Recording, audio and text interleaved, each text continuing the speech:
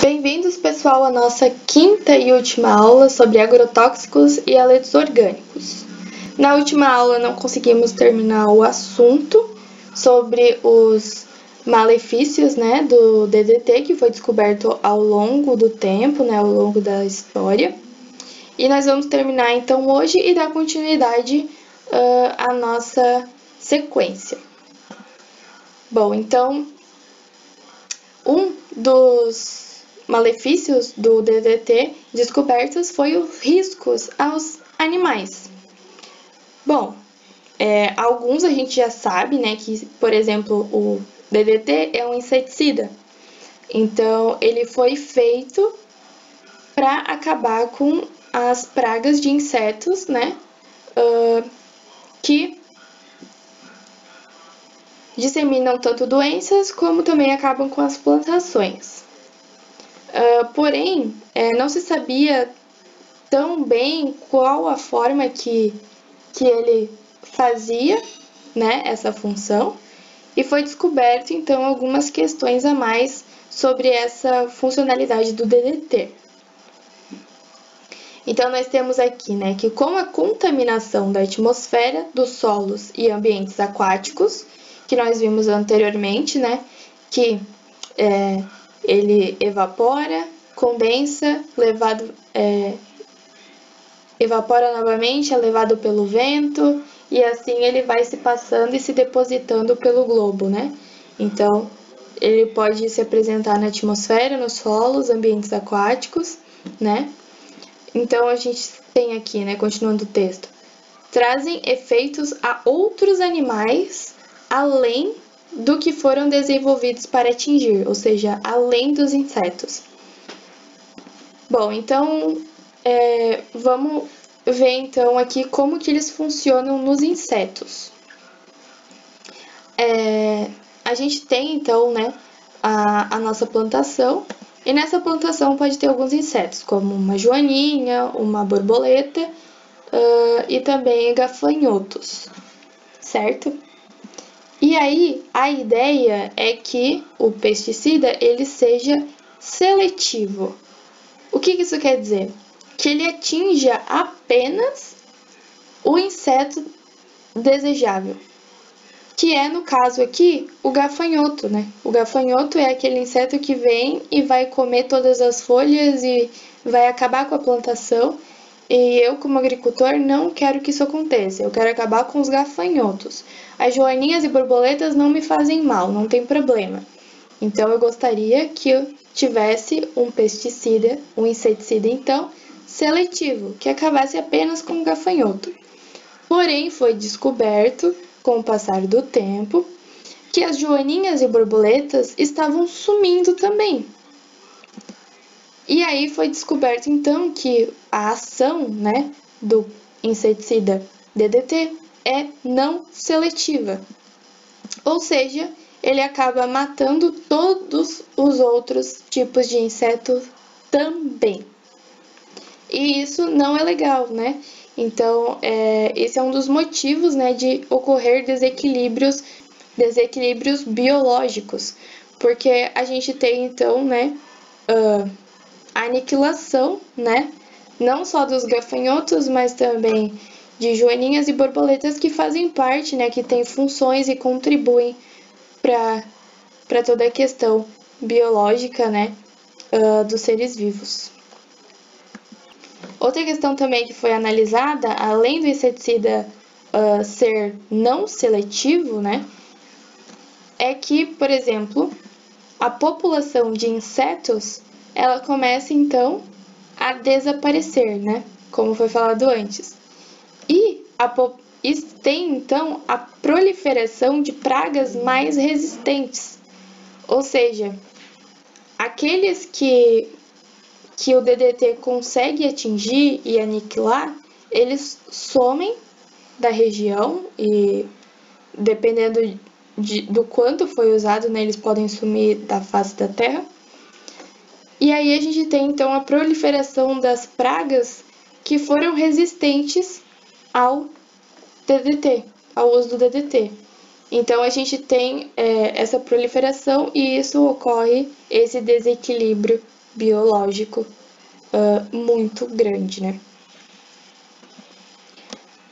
Então, seguindo o nosso texto, né, a gente tem que nas aves, os possíveis efeitos incluem a diminuição na fertilidade devido à alteração no metabolismo do cálcio, a redução cerebral nos embriões e afinar a casca dos seus ovos também.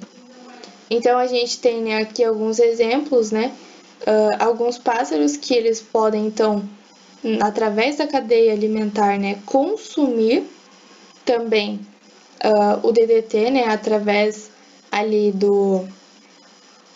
da cadeia alimentar, e também estando, né, no organismo dessas aves, a gente tem então que eles acaba gerando, né, uma diminuição na fertilidade dessas aves, altera o metabolismo delas do cálcio, que é o que forma as cascas dos ovos. E isso faz com que as cascas dos ovos dessas aves elas sejam mais fracas, mais quebradiças, e com isso a gente tem então uma diminuição dessa espécie também no globo, né? Porque daí elas não conseguem se reproduzir de uma forma eficiente. E também as que nascem também podem ter redução cerebral, né? Então acabam nascendo também, no caso aqui, né, aves doentes, que não vão conseguir sobreviver e que não vão conseguir dar sequência na multiplicação, né, na proliferação da sua espécie. Então, como um resumo geral dos malefícios do inseticida DDT, a gente tem então, né, que ocorre uma resistência dos insetos aos inseticidas, né? Aqueles que não foram atingidos pelo inseticida, eles se tornaram muito mais fortes, porque esses insetos eles conseguem então evoluir e se tornam muito mais resistentes. E aí isso gera então também, né, o aparecimento de novas pragas, né, um surto de pragas secundárias que talvez antes não existiam, começa a surgir esses novos surtos, né, porque a gente tem uma proliferação então desses que não foram atingidos pelo DDT. A gente tem a ressurgência de pragas também, ou seja, a gente viu ali, né, mais antes na nossa aula, na aula anterior, que o DDT ele parou de ter efeito e se precisou usar agrotóxicos mais agressivos ainda do que o DDT. Isso quer dizer que os insetos eles começaram a criar resistência, né? E aí eles começaram a não ser mais atingidos pelo DDT. Eles se tornaram imunes ao DDT. Ou seja, o DDT já não passou a adiantar mais contra aquelas pragas, né? Então, por um tempo elas desapareceram, mas assim que elas começaram a ganhar resistência, elas voltaram de novo e mais fortes, porque o DDT já não fazia mais efeito nelas, né? Então, isso causa desequilíbrios biológicos, né? Com desaparecimento de insetos que não eram as pragas alvo, né? Mas que eram muito frágeis em relação ao DDT. E aí a proliferação de insetos muito mais fortes, né? Que foram resistentes ao DDT. A gente tem também os efeitos prejudiciais ao homem, né? Os inimigos naturais, os peixes e outros animais também, que até nos peixes a gente viu que o DDT ele se deposita, né, tanto em solo, em água, né, nos mares e rios, e também fica presente na atmosfera, né? Então até os peixes, até a vida marinha não conseguiu se ver livre, né, ficar livre do DDT. E aí a gente tem então o resíduo nos alimentos, água e solo, e é assim que a gente vai se intoxicando basicamente todo dia, né, através desses pesticidas presentes na nossa alimentação, na nossa carne, que vem de toda uma trajetória na nossa cadeia alimentar.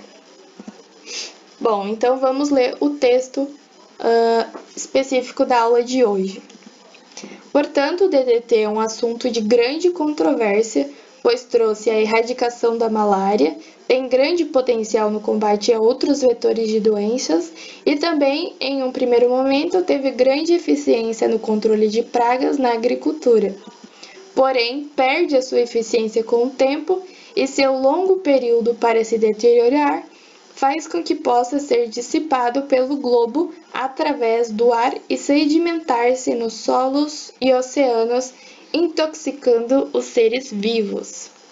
Então a gente tem, né, que um agroquímico ideal é aquele efetivo, né, onde se tem não se tem desequilíbrio biológico, né, aonde eles se degradam, né, com um tempo muito menor, né, onde tem um baixo risco de resistência aos animais, né, onde eles não vão os animais não vão se tornar resistentes a esse inseticida, né, onde tem uma boa compatibilidade com as plantas e tem um rápido início de atividade, né. Tem que ser também seguro para os usuários, ou seja, tem que ter uma baixa toxicidade, né? Não pode gerar doenças para nós, né? Com o passar do tempo, né? Tem que ser estável e tem que ser usado em uma baixa concentração também. Tem que ser compatível com o ambiente também, né? Não se depositar nos alimentos, né? Nem nos resíduos, nem ficar passando na nossa cadeia alimentar, né? Também tem que ter uns aspectos econômicos, né? Em relação ao custo-benefício, a capacidade tem que ter um perfil inovador, né? E também tem que ter um amplo espectro de aplicação, né? Como a gente viu, algo que era usado nas plantações serviu também para o combate de doenças. Bom, pessoal, então hoje nós vamos ter uma atividade que é o debate escrito justamente sobre essa questão do DDT, que é tão polêmico, né? E aí a gente viu, então, que ele trouxe tantos benefícios lá no início, mas de uma forma que não se sabia os seus malefícios, né? Então foi usado sem precaução nenhuma, de forma muito... em uma grande demanda, né? E depois, com o passar do tempo, foi visto, né, foi notado que ele trouxe e que ele tem, né, muitos malefícios também, assim como também ajudou a piorar a condição da vida na Terra, né? E colaborou para desequilíbrios biológicos. Então nós temos, né, na nossa atividade escrito ali, né, o DDT não foi proibido em todos os lugares. Ou seja, tem países que ainda usam hoje em dia e tem países que não, que aboliram, proibiram o uso do DDT. Por ser uma questão polêmica, né, apresentando benefícios e malefícios, vocês devem então se dividir, né, a sala em grupos de 4. E entre os grupos de 4, né, 2 irão fazer argumentos para defender o uso do DDT, né? Então vão se apoiar ali em todos os benefícios do uso do DDT. E 2 desse grupo de 4 vão fazer então a acusação do uso do DDT, né? Então eles vão defender a proibição do uso desses inseticidas através de argumentos válidos. Agora vocês devem estar se perguntando, né? Como é que faz um argumento válido, né? Então vamos ver como é que vai ser feito, né? E isso então vocês vão se ajudar, vão fazer esse debate, né? Vão comentar entre vocês, eu vou dar referências bibliográficas para vocês poderem procurar, vocês vão ter bastante informação disponível e vocês vão poder, então, achar bastante informação e criar argumentos válidos. Agora a questão que vocês devem estar perguntando, então, né, é como argumentar, como exatamente que eu vou defender uma ideia e como que eu vou acusar uma ideia, né? Bom, nós temos aqui um estilo, né, uma ideia para que vocês possam seguir, né? Que é, então, né, vocês vão apresentar um dado, né? E aí vocês vão ter, então, a partir desse dado, vocês vão poder falar sobre uma conclusão, né? Vocês vão poder também dar uma justificativa através desse dado e também vão poder falar, né, sobre os backings. Vamos entender melhor o que são cada coisa dessa, né, que faz parte da argumentação final. Bom, então o dado, ele é a particularidade do tema. Então, por exemplo, né, quando você for defender o DDT, né, que vai ser o que vocês vão ter que fazer daqui a pouco. Você vai apresentar as informações sobre o DDT. O DDT ajudou no combate da malária. O DDT ajudou na erradicação da malária, da febre amarela. Também ajudou muitos agricultores no agronegócio e com isso, né, ajudou muitas pessoas. Esse seria um exemplo de dados. Você vai trazer dados sobre o tema. Justificativas, né? Justificam validando o argumento, né? Então você vai dizer, né, já que ele fez tanta coisa boa, já que ele tem tanto benefício, o seu uso devia ser a sua proibição deveria ser reavaliada, né? Porque ele tem muitos benefícios, né? E aí o backing, garantia do argumento, né? Um exemplo que você pode ter como backing trouxe tantos benefícios que ele pode ser usado para poder retardar uma doença e depois se ter uma vacina, né? A conclusão, você vai concluir o pensamento, né? Então, por isso, né? Por isso, o DDT ele deve ser mantido como uma opção no combate a doenças. E aí, se vocês conseguirem, se quiserem colocar mais um argumento ainda, que é a refutação, ele dá limite às garantias. Então, por exemplo, né, você falou,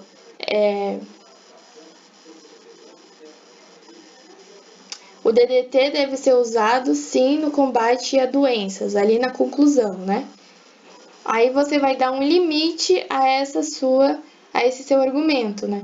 Você vai falar então, a menos que seja usado no agronegócio, porque daí traz realmente malefícios para a população, porque acaba intoxicando, né, a população e todo o ciclo biológico através da cadeia alimentar.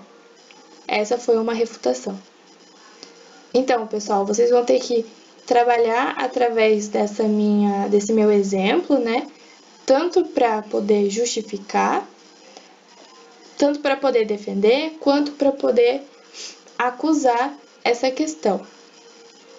Outro exemplo de argumentação que nós podemos ter é esse aqui, que já está escrito, né, totalmente. Isso aqui foi retirado de um artigo e essas foram as respostas apresentadas por alguns alunos sobre o tema sobre um problema que estava acontecendo numa região de algumas árvores, de algumas laranjeiras. Então, aqui a gente tem um exemplo de dado mais... aqui a gente tem um exemplo de dado mais concreto para a gente analisar, né? Além daquele exemplo que eu dei anteriormente. Então, para vocês verem aqui o dado, né? Esse método, né, o inseticida, é geralmente utilizado quando o ataque é intenso e generalizado. Esse é um dado da questão, né? É uma particularidade da questão. Ele só é usado, o inseticida só é usado quando tem um ataque intenso e generalizado de pestes, de pragas. Já que esse efeito é obtido rapidamente, a pulverização pode ser efetuada quando os pulgões adultos estão presentes na plantação. E aqui é uma outra particularidade do tema, né? A pulverização é uma forma de colocar, né, o agrotóxico nas plantações, né? Pulverizando. E aqui diz ainda, né, que os pulgões, que é a praga da questão aqui, né, que estão tentando se livrar, devem estar presentes, então, na plantação. Certo? Assim, eles trazem aqui uma conclusão, né? Não é um bom método para resolver a questão da doença. Mas por que não é um bom método, né? Por que eles concluíram isso? Já que, com justificativa, o controle químico acaba afetando o meio ambiente. Então, eles trouxeram uma justificativa, a conclusão deles, vinda do dado que eles tinham. Por que essa justificativa, né? O controle químico acaba afetando o meio ambiente. Se eles quisessem acabar aqui, eles já poderiam. Já teriam um argumento válido, né? Com dado, conclusão e justificativa. Mas eles quiseram ainda enriquecer esse argumento. Então, eles trouxeram um backing, né? Que é aquele que traz garantia do argumento. E falaram então, né? Por conta que vai para o ar e para os lençóis freáticos. Então ele ainda mostrou o porquê da justificativa dele. Então, isso enriqueceu mais ainda esse argumento. Certo, pessoal? Então, é exatamente essa forma de pensar que vocês vão ter que fazer e escrever, formular o argumento de vocês para poder, então, defender ou acusar o uso do DDT.